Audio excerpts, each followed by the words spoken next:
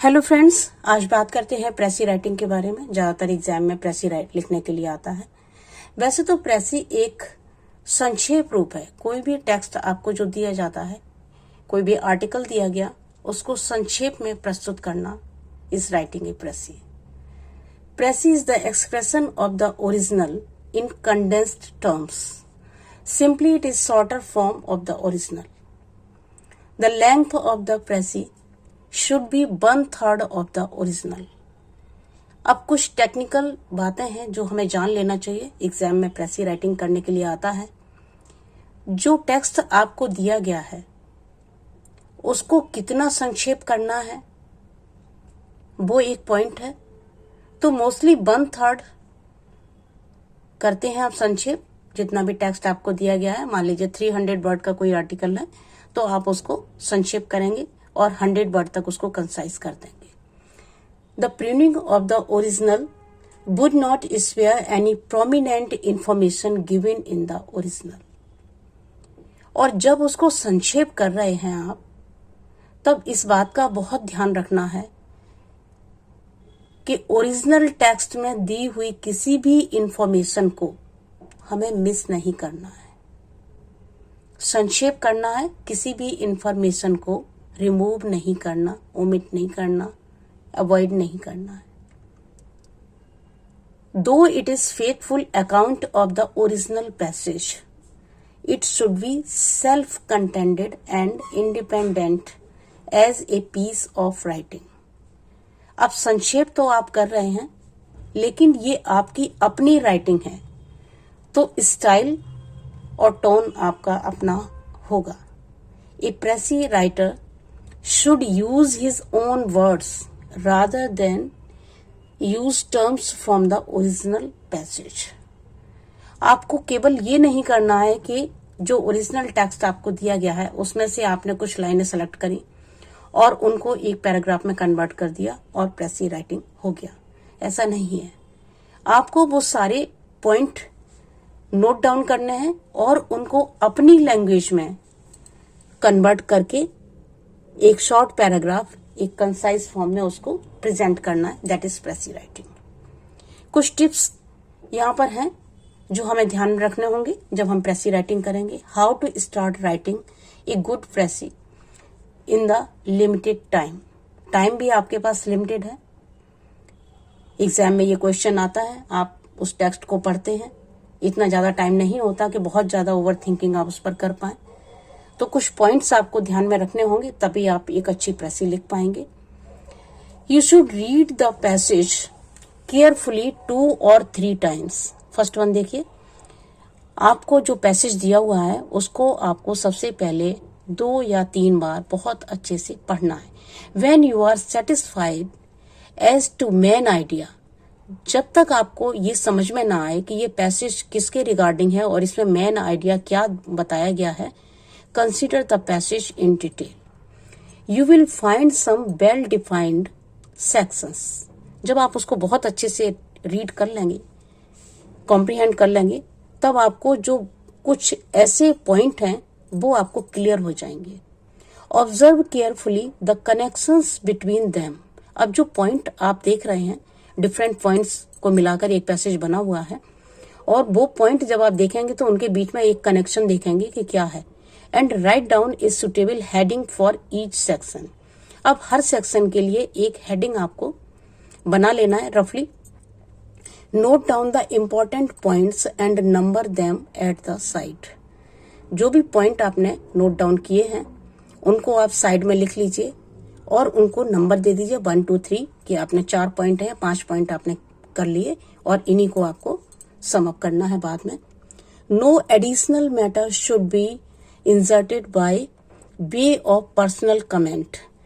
प्रेसी writing में ये बहुत ध्यान देने वाली बात है कि राइटिंग आपकी है, आप अपने वर्ड्स यूज करेंगे, अपना सेंटेंस स्ट्रक्चर यूज करेंगे, लेकिन आपको अपने पर्सनल कमेंट, अपने व्यूज उसमें नहीं देने। आपको अपनी तरफ से कुछ भी ऐड नहीं करना। जो भी दिया हुआ है कंटेंट, उसी को आपको शॉर्ट करना है। When the process of selection and elimination is compiled, proceed to, we have the various ideas into a concise and lucid narrative. जब आप सिलेक्शन अपना कर लेंगे तब उसको एक सही फॉर्म में आपको लिखना है सीक्वेंस वाइज.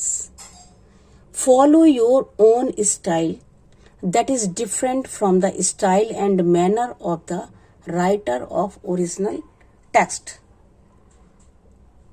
आप अपना स्टाइल फॉलो कीजिए. लिखने का सबका अपना एक अलग स्टाइल होता है. Structure of sentences, selection of vocabulary सबका डिफरेंट होता है. तो आप अपनी स्टाइल में लिखेंगे.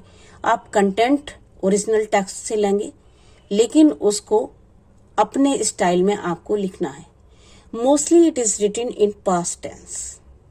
दी हुई इंफॉर्मेशन है तो जाहिर है पास्ट टेंस में होगी, तो आपको भी पास्ट टेंस ही मेंटेन करना है. और इनडायरेक्ट स्पीच में लिखना है. सेंटेंस डायरेक्ट सेंटेंस नहीं होने वहां पर.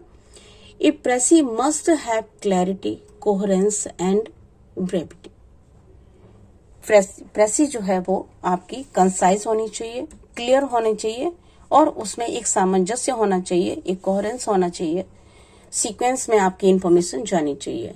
ए title must be assigned to a precis whether asked or not. आपसे पूछा गया या नहीं पूछा गया, टाइटल लिखने के लिए कहा गया या नहीं कहा गया, लेकिन आप प्रेसी को एक टाइटल.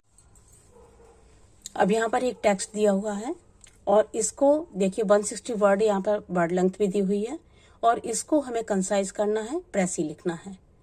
एज